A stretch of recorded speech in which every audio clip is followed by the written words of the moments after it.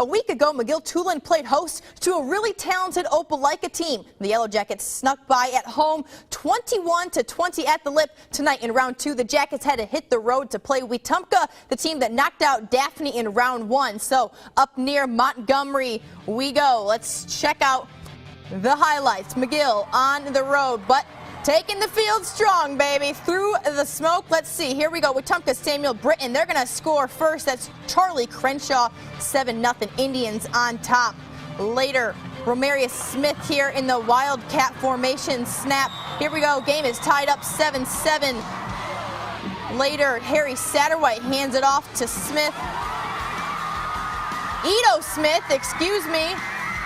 Shot sheet had something different. That's Edo Smith there. 14-7. McGill would lead, and here's the final. McGill is going to win 24-20 over Wetumpka. Moving on there. And here's a look at the 6A playoff bracket. McGill, like we mentioned, moving on. And coming up later in the show, we'll let you know the winner of Smith Station Enterprise, who they're going to play in the third round.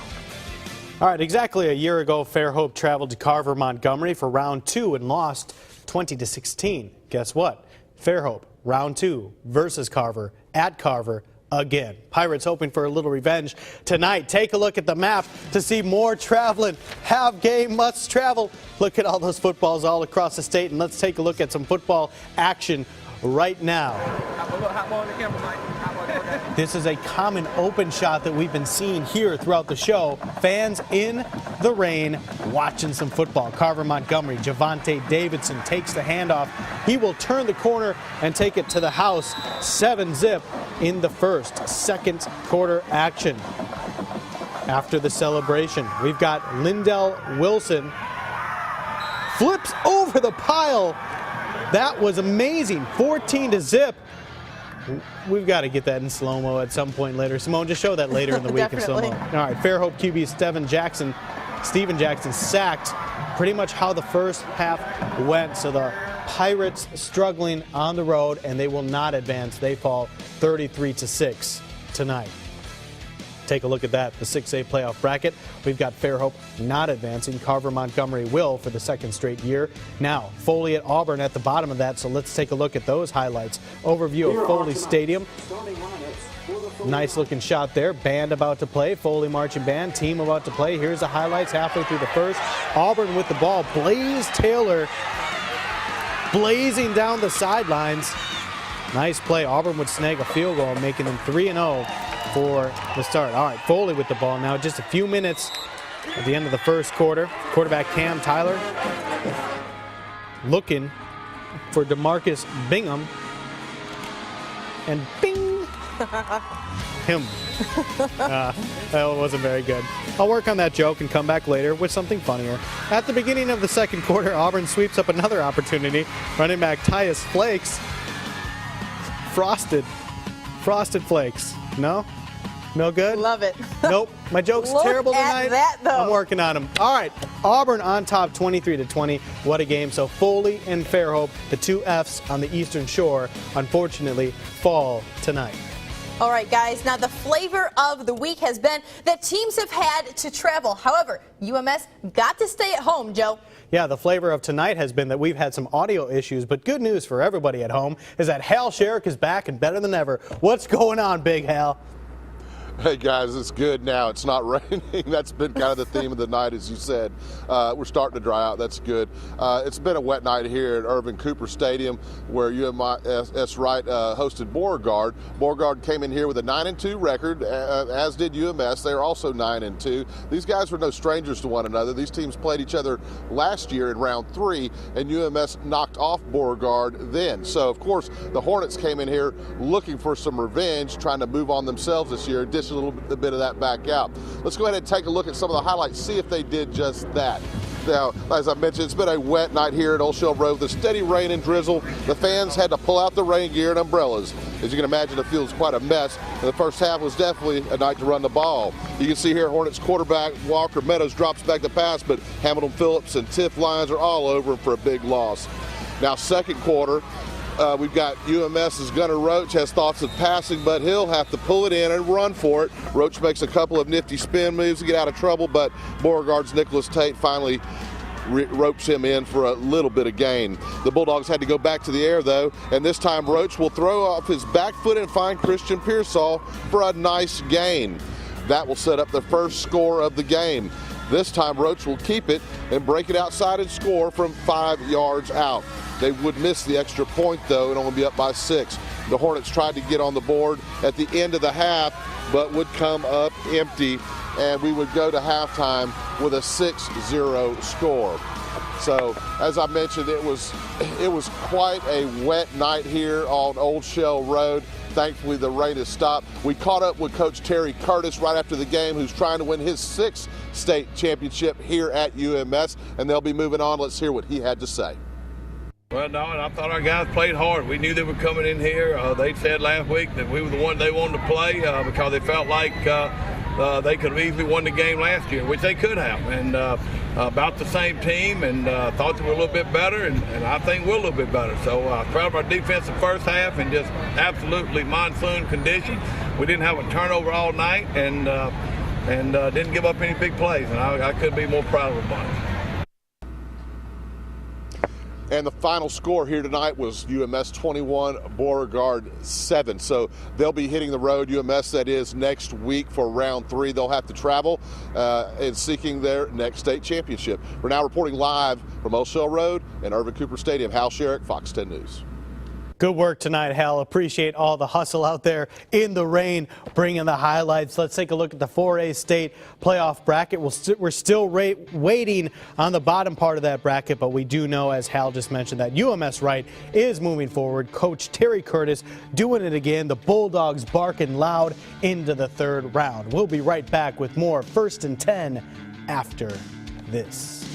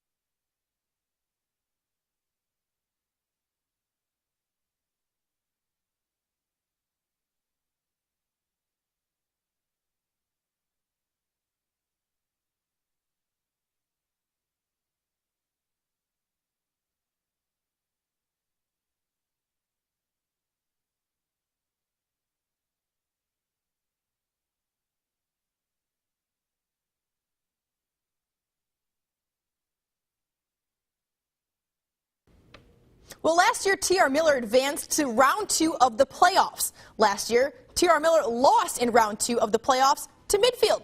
This year, T.R. Miller advanced to round 2 of the playoffs. And this year, T.R. Miller played Midfield in round 2 of the playoffs. Going to get any more poetic? And can the Tigers get revenge tonight?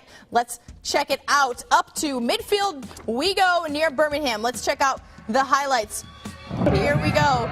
Tigers on fire here with the pass from Keon Smith. to McHenry Coleman for a touchdown. Cheerleaders loving it as always.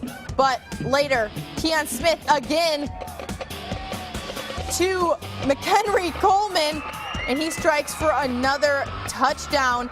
And let's take a look at the final. Now, TR Miller gonna win huge, 41-6. They're moving on to round 3. Bayside missed the third round of the 2012 playoffs by just 1 point. Tonight, the Admirals traveled to Pike County. Both teams came into tonight's game with 7-4 records. Taking a look at the map, and we're going to travel to this one in Pike County. Do we have our cool? There it is. There it is. I like it. Bayside cheerleaders talking to the fans before the game, saying stuff like Bayside. That always gets you going. Pike County, LaMarcus Adair. Spin move, gets around another guy. What a run, 46 yards, 6 zip. Pike County takes a lead. Bayside not going away though. Hunter Slater, 37 yards in the air to Garris Go, and that would set up this. Trip Puckett at the goal line, 3 yards away. He trips up our cameraman, who eventually finds him. But that would put Bayside up 7-6. How about Pike County, though? Again, Jared Lawson, 17 yards to Ryshawn Hall. So Pike County takes the lead. A seesaw battle, and in the end, it was Bayside Academy coming out on top. Lots of our local teams are moving forward tonight. All right, now let's check out Mobile Christian taking on Lamar County. Yeah, all right, so here we go with the highlights of this one. Rainy night. All you need is one highlight for this. This is all you need because the story was the same all night long. Tyler Rogers. Loving it.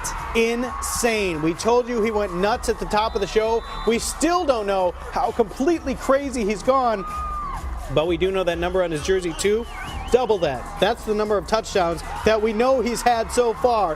4 touchdowns on the night for Tyler Rogers. He had his first 3 after just 4 carries. Insane. Now, for the rest of the game, let's take a look at what the score is at right now. Final. Tyler Rogers leads Mobile Christian, the Leopards, leaping into the next round of the playoffs, 40-34. We caught up with the Leopards head coach and the Leopard star running back just moments ago, because that's how we Rizzo on baby. 1st and 10. I think we come back and we do the same thing we've been doing. I don't think anything changes at this point in the season. I think if you get to the third round, you're doing some things right. There obviously be some things we need to tweak, but I feel like heading into the third round, we need to stick with what's been working for us and make sure we heal up and get healthy. When I fumbled the ball, I thought it was over, but the defense didn't give it up. We got this theme that say never quit. Motivating for one guy named Harrison that we love so much. It was just amazing knowing that we didn't quit, and I'm glad we got the victory. All right, well, congrats to Mobile Christian. Now here's a look at where all the teams had to travel. One of those was Washington County had to go to Hale County. We're going to check out those highlights. Here we go. The Bulldogs taking the field, and right off the bat, an interception by Washington County's DeAndre Smith, and he's going to hurdle a defender and get brought down. Later, DeAndre Smith, this time in offense, 25-yard catch downfield, and eventually we're going to have another pass caught here by Cedric Chapman for 35 yards. Washington County moving the ball really well. Let's take a look at the score. Washington County is going to win 36-0 over Hale County. And check out what this has lined up for us, guys. Washington County, Mobile Christian, the rematch of 2A we've all been waiting for. Earlier this season, Washington County beat Mobile Christian at Mobile Christian. So looking forward to a huge third-round game between those two teams. This is kind of insider info, but I learned that Washington County's game plan is to stop the run and stop Tyler Rogers. Just a thought for you there. All right, for the second consecutive year, St. Luke's has advanced to round 2. Pretty impressive for a program that's only been around since 2010. Tonight, the Wildcats traveled to Brantley, so let's bring out the map and have them travel to Brantley. I'm going to do that every time. The sound effect adds a lot to it. Team captains shaking hands after the big old coin toss. Now Brantley with the ball. Wesley Person Jr. keeps it to himself with a 5-yard touchdown run. Brantley handing off this time to Andrew Parker. He runs it to the outside and sheds a tackle for their second touchdown. Then it is Brantley up the middle to Brandon Walker for the 55-yard rushing touchdown. Looking like Herschel Walker on that play, busting through for the double nickel, 55 yards, 26-3, Brantley in the third, 40-3, Brantley the final. So St. Luke's, great season, a great job making the playoffs once again. Unfortunately, it's the end of the road for them tonight. All right, we're about to show you who's in and who's out as we continue down the road to the Super 6 in Tuscaloosa. Back by popular demand? Not really, just sounds good. Simone and I have an encore performance of bracketology. We'll be right back.